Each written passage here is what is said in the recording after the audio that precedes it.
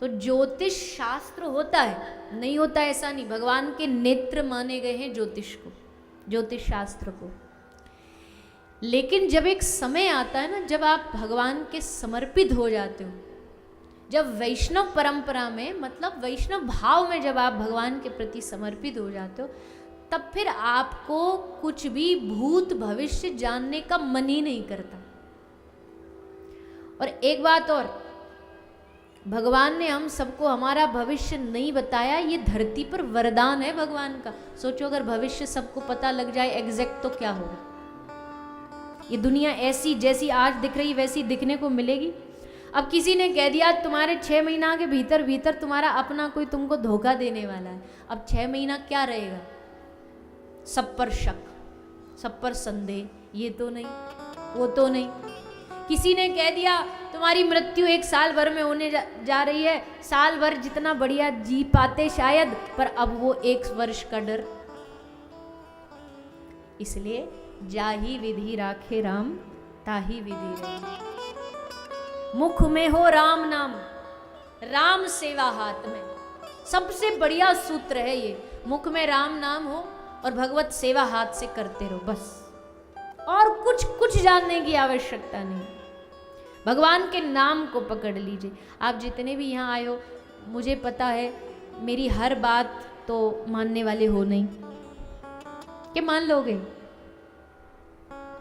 हाँ ना तो कर दो, मानोगे? अरे वाह, इतने अच्छे श्रोता भगवान सबको दे। पर भैया ये भावनात्मक में बह के बोल रहे हो आप, इमोशन में बह करके। रियलिटी ये है कि जो बोल रहा है ना, बोलने वाला भी उन बातों को 100% फॉलो नहीं करता है। ये वास्तविकता है। फर्क इतना है कि शायद जो सुन रहा है वो सुन के नज़रअंदाज कर देगा, बोलने वाले को बस इतना ध्यान रखना चाहिए, पता है मुझ में मैं बोल रहा हूँ, ये गुण नहीं है, पर मुझे कोशिश करनी है लाने। उसको कोशिश नहीं छोड़नी चाहिए, उसको प्रयास करते रहना है, जो मैं बोलूँ वो मेरे दिल में भी बैठे। तो सब बातें तो किसी को ना याद रहने वाली है ना मानने वाले हैं, पर कोई बात नहीं। कोई बात भूल जाएंगे तो बात बन जाएगी, पर एक बात नहीं भूलना है, वो है भगवान का नाम, वो है राम का नाम, कृष्ण नाम, हरि नाम। कहीं भी किसी भी हालत में रहो, जिस देश में, जिस वेश में, परिवेश में रहो, राधा रमण राधा रमण राधा रमण कहो। जहां भी रहो बस उनका नाम नहीं छोड़ो। एक राम नाम में इतनी शक्ति है कि पत्थर पर राम लिख करके जल में डाला तो सिंधु तरे पाषाण, सिंधु समुद्र पूरा तर गया, समुद्र पर पुल बना लिया। इतिहास की एक घटना ऐसी बता दो कि पत्थर तैर रहे होंगे। किसके भरोसे? राम जी के भरोसे नहीं। राम जी कह रहे मेरे नाम के भरोसे। राम जी ने एक नाटक करके भी दिखाया। राम जी ने सोचा जब हमारे नाम से इतने पत्थर तैर रहे हैं, चलो अपने हाथ से भी एक पत्थर डाल देते हैं।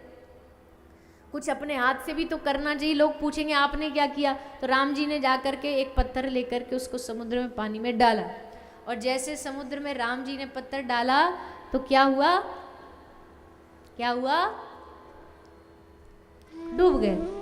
अब डूब गया तो राम जी को लगा है तो गड़बड़ हो गई भैया, हमारे हाथ से पत्थर डाला और पत्थर डूब गया। फिर राम जी ने फिर अपने आप को थोड़ी तसल्ली दी, कोई बात नहीं, किसी ने देखा थोड़ी, हमारी बात हम तक ही रहेगी, हम किसी को बताएंगे नहीं, किसी को पता चलेगा नहीं। तो राम जी ने ऐसे देखा कोई नहीं, ऐसे देखा कोई नहीं, पीछे मुड़ के जैसे देखा तो श्री हनुमंत लाल जी। राम जी बोले क्या देखा तूने? तू यहाँ कब आया? कब से बैठा है तू यहाँ?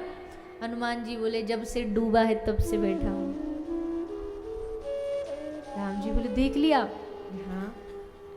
राम जी ने कहा पर किसी को बताना नहीं, किसी को कहना नहीं, नहीं तो लगेगा भैया देखो राम जी पत्थर डाले तो हमारे रेस्पेक्ट खत्म हो जाएगी लोगों की नज़र में। हनुमान जी बोले मैं दास हूँ आपका, पर एक ट्राई मैं भी कर लूँ? राम जी बोले हाँ तुम भी करो। तो हनुमान जी गए और जाकर के उस पत्थर पर उन्होंने राम लिखा और पानी में डाला और पत्थर तैर गया, पत्थर तैरने लगा। इसका मतलब ये नहीं समझना कि हमारे राम जी में शक्ति नहीं, ताकत नहीं। राम जी में खूब ताकत है, खूब शक्ति है, लेकिन राम जी ने अपने नाम की महिमा बताने के लिए कि देखो जो काम मैं नहीं कर सकता हूं वो काम मेरा नाम कर सकता है। आज हमारे पास राम नहीं है, आज हमारे पास कृष्ण नहीं है, आज हमारे पास श्री चैतन्य महाप्रभु नहीं, लेकिन उनका नाम है। उस नाम में भी कम शक्ति नहीं है। इसलिए हमेशा हर क्षण जब स्मरण हो जाए हरे कृष्ण कृष्ण कृष्ण हरे हरे, हरे राम राम राम हरे हरे।